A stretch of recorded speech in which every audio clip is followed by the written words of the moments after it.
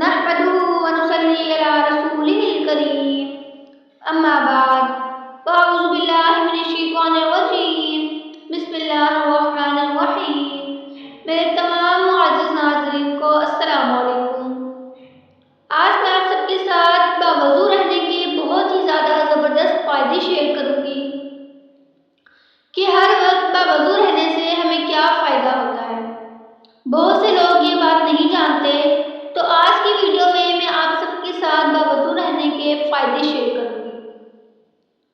آپ صلی اللہ علیہ وآلہ وسلم نے حضرت انس بن مالک رضی اللہ عنہ کو نصیحت کرتے ہوئے فرمایا، اے انس، ہو سکے تو ہمیشہ باوضو رہنا،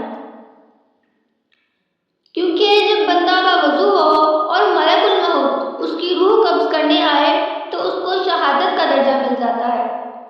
تو ہمیں بھی یہ سوچ کر ہمیشہ باوضو رہنا چاہیے کہ ہمیں بھی جب موت آئے، جب ملک الموت آئے تو ہمیں بھی شہادت کا درجہ مل جائے۔ اس کے علاوہ باوضو رہنے سے ہمارے گناہ معاف ہو جاتے ہیں۔ جب انسان وضو کرتا ہے، کلی کرتا ہے، منہ میں پانی ڈالتا ہے، ناک میں پانی ڈالتا ہے، تو اس کے منہ اور ناک کے گناہ معاف کر دیے جاتے ہیں۔ اور جب بندہ اپنے چہرے پر پانی ڈالتا ہے، چہرے کو دھوتا ہے 3 مرتبہ، تو اس کے چہرے کے گناہ معاف کر دیے جاتے ہیں۔ اسی طرح جب وہ اپنے ہر عضو کو دھوتا جاتا ہے تو اس عضو کے گناہ معاف کر دیے جاتے ہیں، جسم کے اس حصے کے گناہ معاف کر دیے جاتے ہیں۔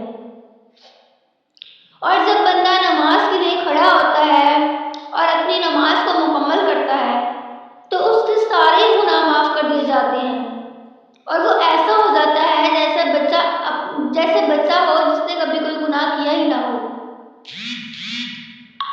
اسی طرح اگر کوئی شخص رات کو سوتے وقت باوضو ہو کر سوئے اور جب تک اسے نیند نہیں آ رہی وہ اللہ رب العزت کے ذکر میں مشغول رہے، اللہ رب العزت کا ذکر کرتا رہے، تو رات کے کسی بھی پہر اس کی آنکھ کھلے اور وہ دنیا اور آخرت کی بھلائی کے لیے اللہ رب العزت سے دعا مانگے تو اللہ رب العزت اس کی دعا کو قبول فرمائیں گے۔ باوضو رہنے سے آپ کے گناہ معاف کر دیے جاتے ہیں۔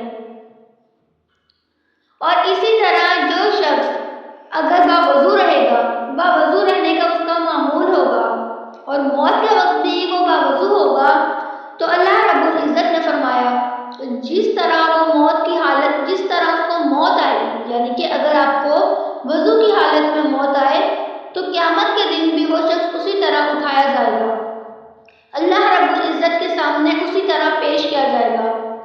تو ہم سبھی لوگ یہ چاہتے ہیں کہ ہم باوضو ہو کر ہمیں موت آئے اور ہم اللہ رب العزت کے سامنے باوضو اٹھیں، کیونکہ باوضو رہنے سے ہمارے گناہ ویسے ہی معاف ہو جاتے ہیں۔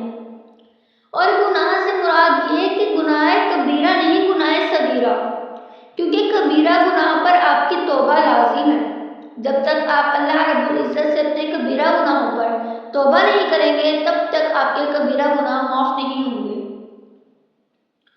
تو اگر آپ لوگوں کو میری ویڈیو پسند آئے تو میری ویڈیو کو لائک کریں، میرے چینل کو سبسکرائب کریں، بیل آئیکن کو پریس کریں اور ویڈیو کو زیادہ سے زیادہ لوگوں تک شیئر کریں تاکہ آپ لوگ بھی ثواب کے مستحق بن سکیں۔